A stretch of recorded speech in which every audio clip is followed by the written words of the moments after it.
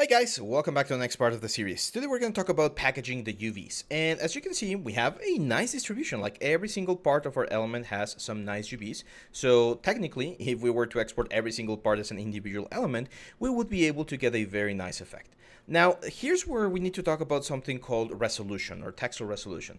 As you can see right now, if I were to, for instance, select this guy right here, the faces, you're going to see that we're occupying a very big portion of our 4K map, which means that we can go really close before we start seeing pixelation on our object.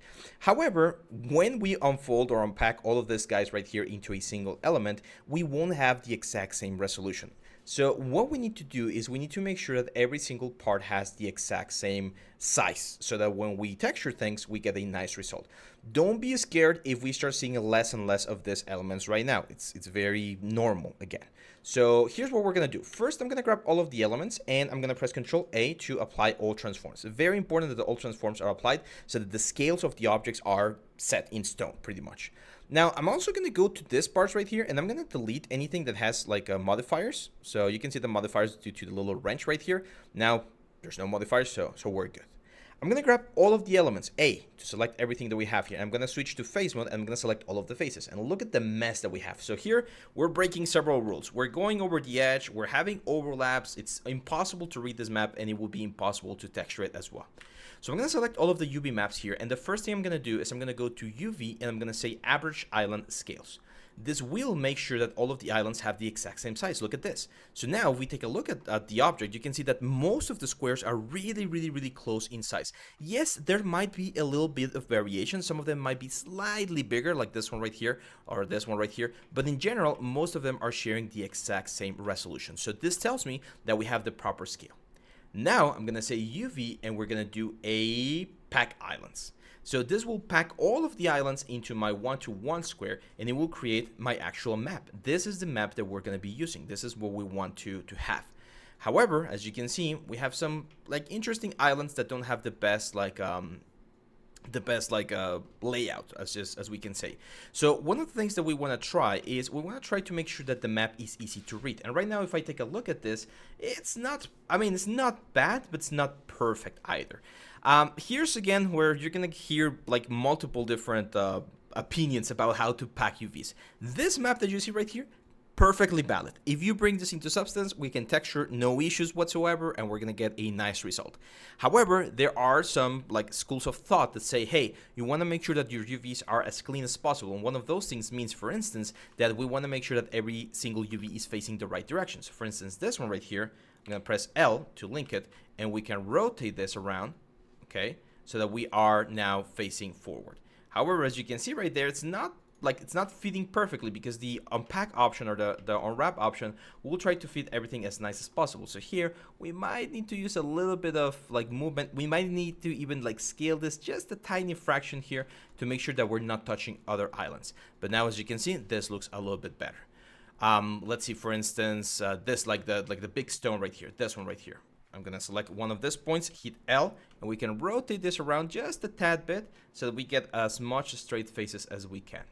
And then we just move it a little bit here, again, making sure that we're not touching other islands, and there we go. That's a good distribution. The hook, for instance, I feel like the hook is definitely on a weird like position. So we can grab the hook, hit L, and maybe even bring it all the way down here, over here, and rotate it so that it matches the sort of like shape that we have on the real world. So again, I would say don't worry too much about this. People can be very what's the word? Very opinionated about how to do things, and I'm more of the idea that as long as things look good and as long as you are getting a clean UV, it should be fine. This matters a little bit more in like product design or product render when you have again labels or specific textures. Like imagine you're doing like a checkerboard texture, right, around like a cylinder or something. Then you definitely want to make sure that the cylinder is as clean as possible on this layout so that you don't get any weird distortions. In this case, probably the only thing I'm doing, as you can see right here, is I'm just going to some of the cubes, which are the bolts of the elements, and I'm just like modifying them and moving them so they're a little bit closer. This does like worry me a little bit, this little like triangle right here, which belongs to the blade. So I'm gonna bring it closer to the blade. So I'm gonna press G, And this is, oh, look at that. That's a little bit of a problem. So we have this part right here, and as you can see, there is a little bit of overlap. It's fine over here, but it's not fine right here. So I'm gonna go to face mode. I'm gonna grab this face right here, or in this case, this edge mode, that edge right there. And I'll rather have it separated than creating this weird overlap. So I'm gonna grab that face right there, and I'm gonna say UV, and there is this split selection right there. So now if I grab this face, I should be able to move it around. Oh, it's not letting me. Okay, let's find it on the 3D view then. I'm gonna grab this guy, isolate it, and let's go to our 3D view, and let's see what's going on here. So I can definitely tell that it's this face is right here. So that face is right, that face is right. That means that there's probably like a double face or something. Where is this face right here? Let's see. Can't really pinpoint it. Let's try deleting it. I'm gonna delete that face. There we go. That's the face. Yep, that's the face. So that's the face that's having the issue. So here, what I'm gonna do again to make this a little bit easier is I'm just gonna go to edge mode, UV, and let's just cut these elements, UV and mark seam. So now if we grab that, we should have another seam on those triangles. It might be a good idea actually to cut the triangles as well. It should give me a nicer distribution. So UV, mark seam, and oh my God, we got another one right here. There's another like checkpoint that we're gonna have once we go into Substance Painter, because Substance is very like picky about any errors on the geometry. So if it finds an error on the geometry, it's gonna let us know. I'm gonna grab all of the faces again and just say UV and unwrap.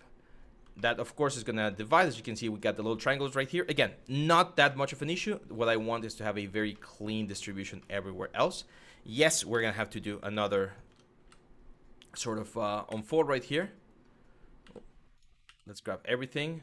Let's grab everything. We're gonna do UV. Let's do first a average island scale, and then UV, and we're gonna pack islands. There we go. And that's it. So now we can again go to this island, hit the whole island, and just rotate it around. Maybe scale it a little bit right there so that it fits and we're not getting outside of the square. Very important not to get outside of the square. We can be very close, but never out. And yeah, that's it. So here, my friends, you can spend again as much time or as little time as you want, making sure that everything is as nice as possible. The next step is going to be the mirror of the UVs. We're going to be talking about how we're going to be mirroring the UVs. But in order to do that, I'm actually going to show you a quick demo on why we need to do this by going into Substance Painter. So yeah, hang on tight and I'll see you back on the next one.